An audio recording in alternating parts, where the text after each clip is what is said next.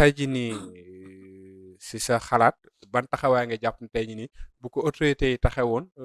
la fa amoon fan yii du fa amaat à l'avenir ñu programme de telle sorte que yooyu difficulté duñ ko gisaat ci campus social yëpp de manière générale. waaw man daal lenn la rek comme ni ma ko faral di wax rek à ok chaque fois je le dis Mhm. je le répète c'est que dama jàpp ni en Afrique suñu dirigeants yi Mhm. dañoo fulalul euh, enseignement supérieur ok joxuñu gëdd enseignement supérieur te boo demee université waxuma la étudiants yi de mais les enseignants là ils souffrent ok nos enseignants souffrent l'État doit revoir les conditions de travail de nos enseignants ok parce qu'à la fac ne serait-ce que c'est-à-dire la faculté de droit kese bu ma jëlee exemple ci faculté ok demal foofu rek nga def reportage dans les bureaux des enseignants tu verras très bien que la plupart des enseignants souffrent de maladies parce qu'ils sont fatigués c'est ok parce que mënuñu contenir évidemment tout un tas je ne sais quoi là alors y a problème y a problème tey dañoo war repenser le système mais c'est au Sénégal que je vois mais à mon avis c'est une connerie ok parce que je ne peux pas comprendre que quelqu'un qui doit faire 6 mois Mhm. d'études académiques se retrouve avec presque 12 mois ok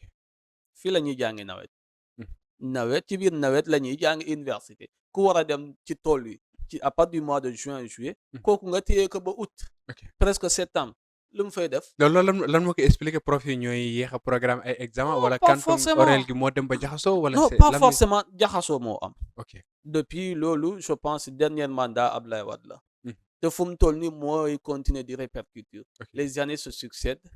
sur évidemment une seule année académique effectivement on peut se retrouver 4 ans dans un seul niveau mais est-ce c'est que. pas possible j'ai toujours dit que pour avoir une solution Mhm. puisque ñun doctorants yi ay Mhm. acteurs principaux lañu ci enseignement supérieur parce que booy xoolee dans le cadre de l'organisation des examens ok ñun on est une partie intégrante parce que ñooy surveiller daanaka ñooy corriger ok daanaka presque ñooy def lépp maintenant tey bu fekkee ne ñu laajte ñun suñu xalaat Mhm. dafa am ñun lu ñu préconiser loo xamante ni ça peut évidemment permettre de sortir dans cette léthargie là ou dans cette difficulté là ok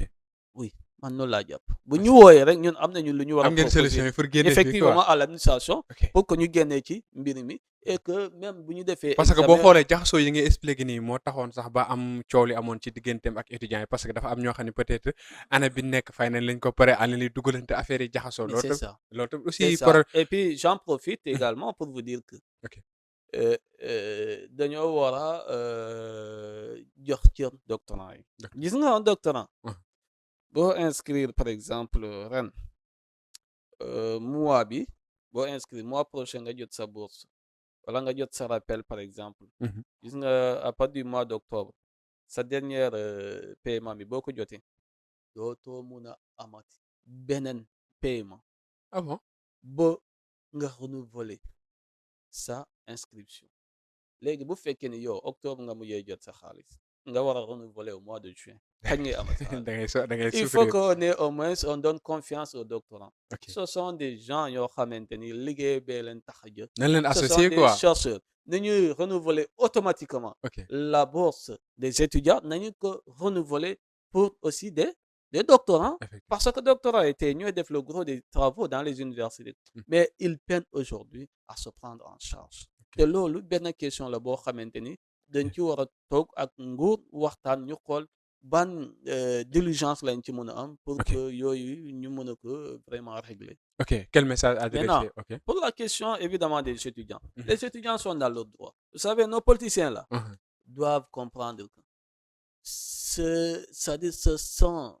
cette graine cette génération Mhm. ces étudiants là qui deviendront dans l'avenir effectivement des dirigeants de ce pays-là kon effectivement nañ leen mettre dans des conditions optimales jox leen seen boo gëdd demee université tey la plupart des étudiants qui Mhm. sont malades mais seen feebar boobu ci université lañ ko jox Oui. parce que déjà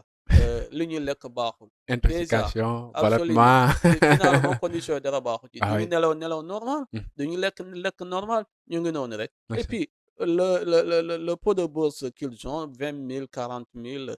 65 000 et puis ñu bëgg leen xañ loolu c'est pas possible. c'est pas possible. mënoo jël xaalis ne ki yow yaa ngi fayeeku chaque fin du mois. on te paie des millions nga ne kii di fayeeku 20 000 francs da ngay téye xaalisam ba ay weer ba pare nga ne ko doo ko war fay. d'accord alors que situation bu ñu nekk yaa ko war a mais c'est dommage. vraiment c'est très dommage. macha allah mu nekkoon waxtaan bu am solo